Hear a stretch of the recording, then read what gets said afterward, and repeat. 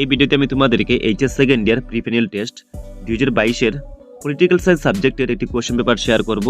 আর এই কোশ্চেন পেপারে যেগুলো কোশ্চেন দেওয়া আছে, এই কোশ্চেনগুলোর মধ্যে যেগুলো শর্ট কোশ্চেন আছে, এই কোশ্চেনগুলোর আনসার আমি তোমাদেরকে বলে দেবো। সো ভিডিওটি তোমাদের জন্য অনেক ইম্পর্টেন্ট একটি ভিডিও হবে, কারণ এই কোশ্চেন পেপারের কোশ্চেনগুলো তোমাদের আপকামিং প্রিফাইনাল টেস্ট, মানে যেগুলো স্কুল বা কলেজে কোনো প্রিফাইনাল টেস্ট হয়নি, তারপর তোমাদের upcoming HS second year final এক্সামের জন্য ইম্পর্টেন্ট হবে। So don't skip the video, watch the video till the end.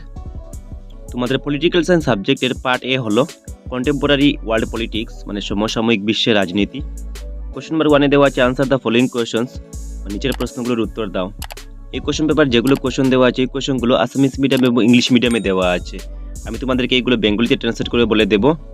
1 number question দেওয়া আছে write the full form of NIEO, মানে এনআইইও সম্পূর্ণ রূপটি তোমাদেরকে লিখতে হবে। সো এটির আনসার হবে international economic order.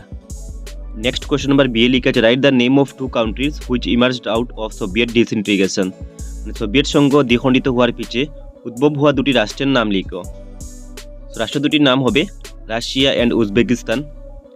Next C number question লেখা আছে হোয়াট ইজ সার্স, সার্স মানে কি? এটির আনসার হবে the South Asian Association for Regional Cooperation is the regional intergovernmental organisation and geopolitical union of states in South Asia.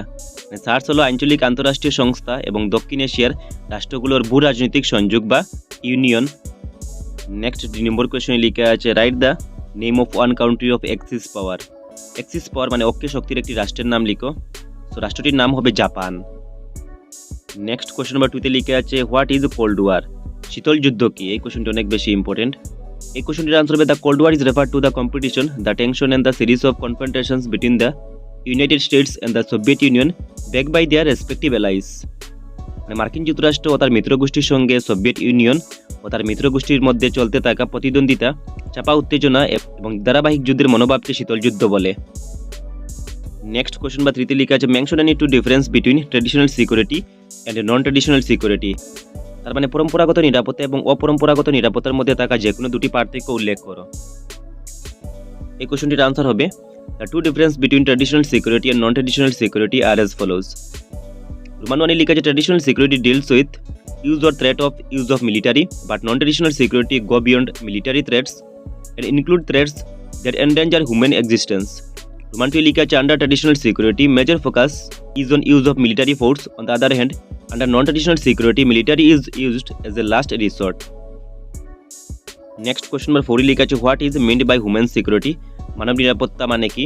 So এর answer হবে by human security we mean the security of integrity, rights and self-respect of human being along with their life, dignity and honor. বেঙ্গলিতে লেখা আছে মানব নিরাপত্তা বলিতে আমরা বুঝি মানুষের জীবন, মর্যাদা ও সম্মানের সাথে অখণ্ড অধিকার ও আত্মসম্মানের নিরাপত্তা। নেক্সট কোয়েশ্চন নাম্বার 5 লেখা আছে mention two causes of disintegration of Soviet Union, মানে সোভিয়েত ইউনিয়নের পতনের দুটি কারণ উল্লেখ করো। সেটির আনসার হবে international weakness of Soviet political and economic institutions. ওয়ানটি লেখা আছে communist party was not accountable to the people. তো এই হলো দুটি কারণ। আর বেঙ্গলি লেখা আছে সোভিয়েত রাজনৈতিক ও অর্থনৈতিক প্রতিষ্ঠানের অভ্যন্তরীণ দুর্বলতা। রোমান 2 লেখা আছে কমিউনিস্ট পার্টি জনগণের কাছে দায়বদ্ধ ছিল না। নেক্সট কোয়েশ্চন নাম্বার 6-এ লিখে আছে mention any 3 decisions of the Kyoto protocol, মানে কোয়েটো প্রোটোকলের যে কোনো 3টি সিদ্ধান্ত উল্লেখ করো। এই কোয়েশ্চনগুলোর আনসার তোমরা নিজেই বের করে নিও। কোয়েশ্চন নাম্বার 7-এ লিখা আছে explain the influence of globalisation in India, ভারতের বিশ্বায়নের প্রভাব সম্পর্কে ব্যাখ্যা করো। নেক্সট মোস্ট ইম্পর্টেন্ট কোয়েশ্চনটি হলো কোয়েশ্চন নাম্বার 8 এবং এই কোয়েশ্চনে লেখা আছে discuss the functions of United Nations, রাষ্ট্রসংঘের কার্যাবলী সমূহ আলোচনা করো। এই কোয়েশ্চনটি মোস্ট ইম্পর্টেন্ট। তারপর তোমাদের পল সায়েন্সের পার্ট বি হলো ইন্ডিয়া আফটার ইন্ডিপেন্ডেন্স, স্বাধীনোত্তর ভারতের রাজনীতি। কোয়েশ্চন নাম্বার 1-এ দেওয়া আছে আনসার দ্য ফলোইং, নিচের প্রশ্নগুলোর উত্তর দাও।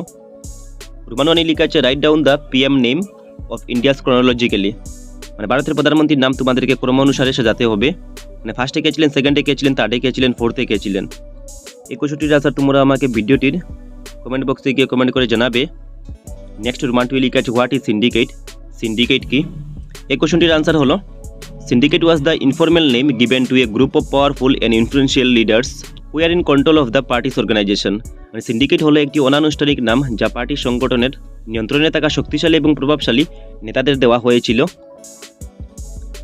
নেক্সট রোমান 3 কোয়েশ্চনে লেখা আছে write the full form of NEFA, মানে নেফায়ের সম্পূর্ণ নামটি তোমাদেরকে লিখতে হবে। সো নেফায়ের সম্পূর্ণ নাম হলো north east frontier agency. Question number 2 লেখা আছে mention 2 basic principles of India's foreign policy, মানে ভারতের বৈদেশিক নীতির দুটি গুরুত্বপূর্ণ নীতি উল্লেখ করো। সো ফার্স্ট বেসিক প্রিন্সিপলটি হবে অ্যান্টি কলোনিয়ালিজম। রোমান 2 লেখা আছে নন অ্যালাইন্ড, বেঙ্গলিতে লেখা আছে উপনিবেশবাদ বিরোধ, আর রোমান 2 লেখা আছে জুট নিরপেক্ষ। নেক্সট কোশ্চেন বা 3 লেখা আছে write a note on secessionist movement in North East India, মানে উত্তর পূর্ব বিচ্ছিন্নতাবাদী আন্দোলনের উপর একটি টিকা প্রস্তুত করো। তারপরে কোশ্চেনে লেখা আছে briefly discuss about green revolution, মানে সবুজ বিপ্লব সম্পর্কে সংক্ষেপে আলোচনা করো।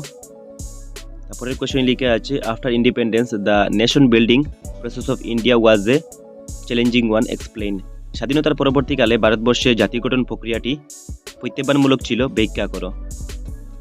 লাস্ট কোশ্চেন লেখা আছে explain the Congress dominance in the first 3 general elections, প্রথম 3টি সাধারণ নির্বাচনের কংগ্রেস দলের আধিপত্যের বিষয়ে আলোচনা করো।